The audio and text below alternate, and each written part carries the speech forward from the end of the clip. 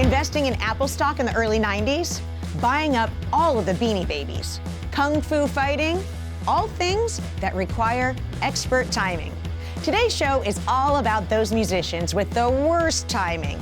These are all the artists that toiled through the lean early years of some of the most famous bands and checked out right before things got interesting.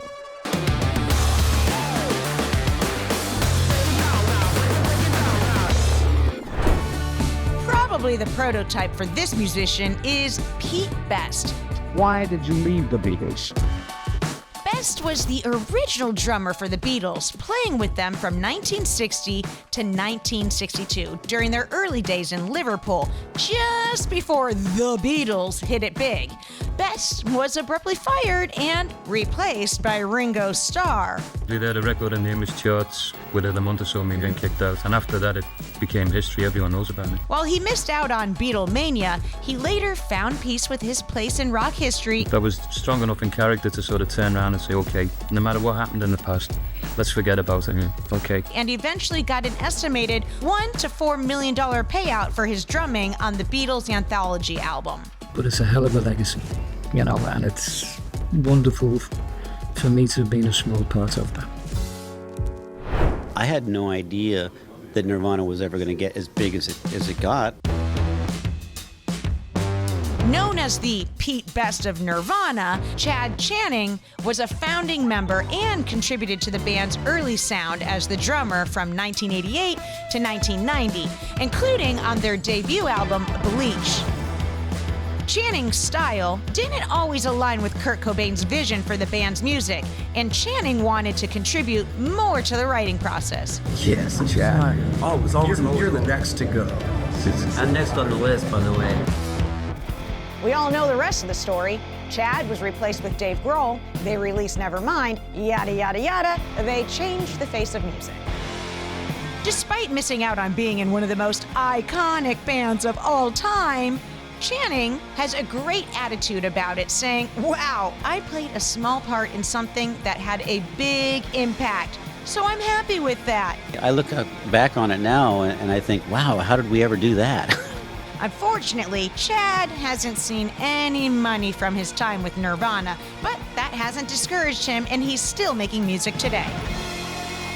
Punk rock is the one thing that I truly loved as an adolescent, and one thing that brought me joy. Another casualty in the wake of the formation of Nirvana is Jason Everman.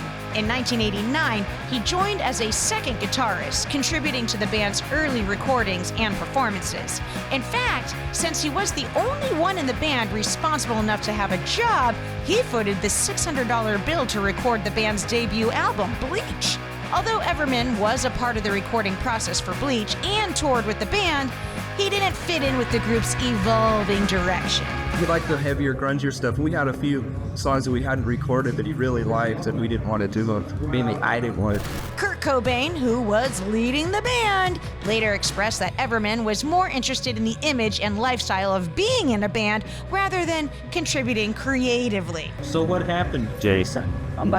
He's a bass player for Soundgarden. Soundgarden not only has a new album out called Louder Than Love, but they also have a new bass player, Jason Everman. Well, he was in this band, Nirvana. Simultaneously at the time that our bass player quit, he left Nirvana, so we asked him if he wanted to check it out. Everman went on to play in other bands, including, ding ding ding, Soundgarden. So we like the guy and stuff still, We love him. And later pursued a career in the military, where he served 2 tours in Iraq and Afghanistan as a U.S. Army Ranger. In total, Jason has been kicked out of 2 bands with a combined $20 million in album sales. And no, he still hasn't been paid back the $600 for the recording of Bleach.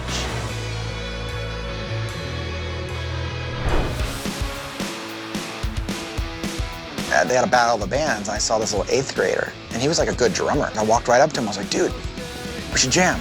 And he was like super young, he's like, okay, and that was Scott Raynor, the first drummer of Blink. In the rich history of drummers getting kicked out of bands right before they sell out stadiums, Scott Raynor is on the Mount Rushmore. Hi, Scott, how you doing? I'm okay.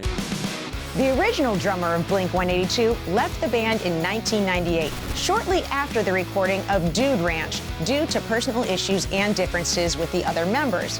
particularly regarding his struggles with alcohol. So they hit him with the, "Dude, we love you, but you gotta go." He was replaced with Travis Barker, whose drumming style brought a new dynamic to the band's sound and played a significant role in their success in the years that followed. Raynor has since continued making music and in 2023 joined the San Diego Police Department. There's no info about how much money he cleared from the band's first 2 albums, but hey, at least he'll always have Dude Ranch and a permanent spot in pop-punk history. John Kiffmeyer's departure from Green Day in 1990 was a classic case of moving on to bigger things, or at least different things. Kiffmeyer, the band's original drummer, was with them through the early days, playing on their debut album, 1039 Smoothed Out Slappy Hours. But as the band started to gain traction and tour more, Kiffmeyer found himself torn between the hectic band life and his own aspirations outside of music. He made the tough decision to leave Green Day.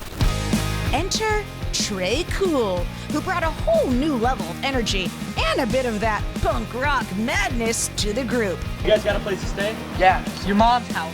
Kiffmeyer stayed on as acting manager for the band's next recording, Kerplunk, but eventually they grew too big and signed with Reprise Records. After college, Kiffmeyer played with a couple of other punk bands and eventually settled into the world of movies as a director of photography.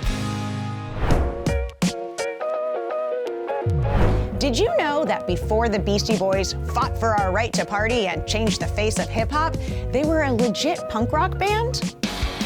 Formed in 1981, the original lineup consisted of Mike D, MCA, John Barry on guitar, and Kate Schellenbach on drums. My name is Kate. I just turned 18. I'm a Capricorn, and I have lint in my pocket.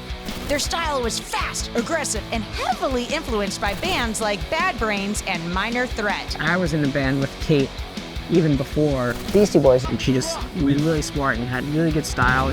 They played shows at legendary NYC venues like CBGB and Max's Kansas City, making a name for themselves in the local hardcore scene. Rehearsed as the Young Aborigines, and it was kind of like a serious band, and then when we were done, we'd all switch instruments, and that's how the Beastie Boys met. It was kind of a joke. However, as their interests began shifting, they experimented with hip-hop, releasing the satirical rap track Cookie Puss in 1983. The song became an underground hit, sparking their transition to rap. Around this time, John Barry left with Ad Rock, replacing him.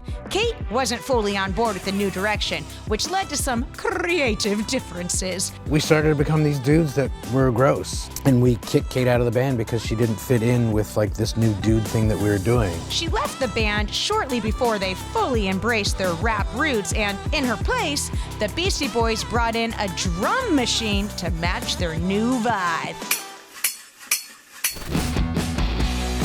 So, where do you go after you've been replaced by a machine?